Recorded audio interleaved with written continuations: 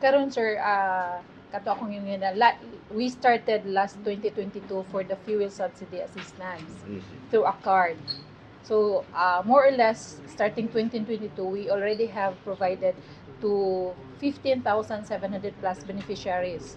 We have distributed those cards. So this time around, in order to address the crisis, the Malacanang has released the 10 billion pesos for the farmers, and we call it the Presidential Assistance for Farmers and Fisherfolk Program.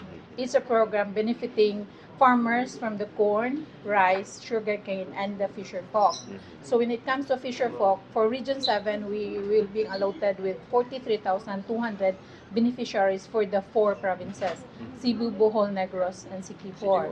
So each beneficiary shall be receiving a cash of 2,325 pesos, provided that qualifying element diha sir is they should be registered with the Fisherfolk registration system and the boat are. Unlike sa fuel subsidy, ang tagaan lang nato o benefit diha sa fuel subsidy kato lang motorized boat. But this time around for the cash assistance, also the non-motorized boat shall be receiving this cash assistance. So nindot siya nga palandungon kay bisan sa una mingon to sila nga ma'am baruto ra man amo. So di mi makadawat og fuel subsidy, definitely kay fuel man siya, but this cash assistance actually tanan incorporating all. Speaking of cash assistance o fuel subsidy, separate ni. Okay, katong fuel subsidy kato lang mga motorized bangka ang katong mga wa magamit og mga fuel kato tong cash Kani karon ang okay. cash. 2,325 ato lang ipasabot nga nung dunay bungkig. Wag na di Yes. maski director dili katubag. I think gipaiguan ra gyud sir ang mga registered farmers and fisherfolk.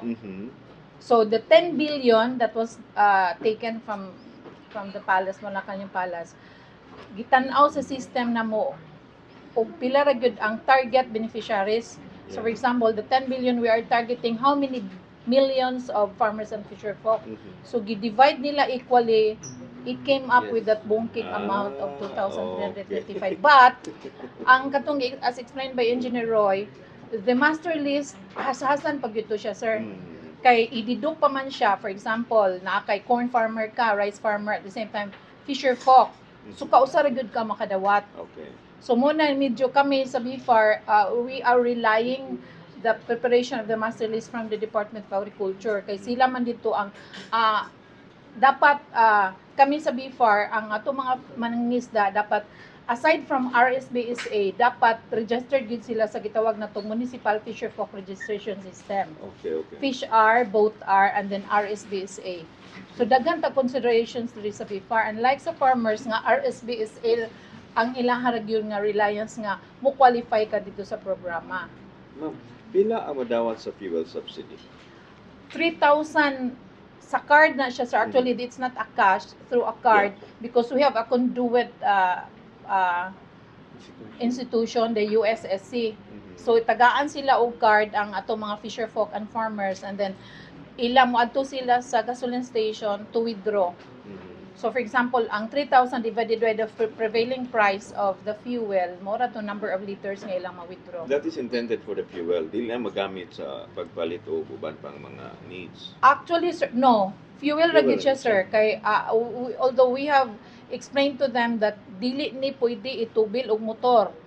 Dili pwede itubil og multicab. Mingon nga, ma'am, alangan dado na mo ang pambot sa gasoline station. That's a valid reason. Among giingnan nga, you have to comply with the prescription of DOE unsa tong allowed na container to withdraw that much. Pero among giingnan nga, dili necessary nga inyong tingbon. Kana lang daily needs lang ninyo kung dool mo o gasoline station. For those island municipalities and barangays, tibon nila. So akong gi-emphasize ganina nga dili pwede ibaligya ang fuel sa fuel subsidy. Dili pwede itubil og motor, sakyanan, but pwede mo manghatag.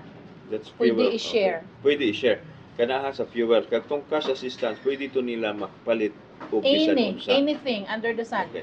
Pero dili po ingon nga mudawat kag fuel, mudawat sa cash assistance. No. Usa lang gyud. Usa ra gyud sir. So mo nang gididok karon ang ato ang beneficiaries sa cash assistance gi-call out dito ang kung beneficiary na ka sa fuel subsidy wala na gyud ka chance diri sa cash assistance. Kay aron ma-share. It's just one time. So far. One time. So far, sir, Yes, one one time. Unlike sa fuel subsidy, it has been since 2022 until this time. It's Pero being na budgeted. nadugang since 2022 niya because of this crisis nga to na experience karon dunay nadugang sa listahan ninyo. Naay ginagmay, sir. Actually sa LGU manggod ang contention sa atong mga mananagat kung mo-register sila sa atong system na ibayad na caught in between magud sila kay di ba na mo every year mag-renew og permit to fish, like mobayad sila sa ilang boat o ilang gear.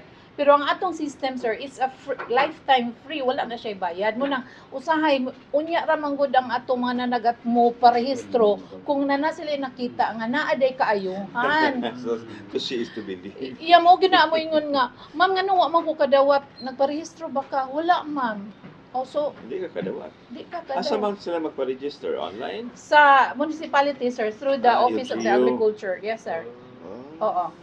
So, the system Physical na mato sila. the system is being designed by BIFAR, and then it's for the use of the local government unit for them to monitor sa mga fisher folk within the area.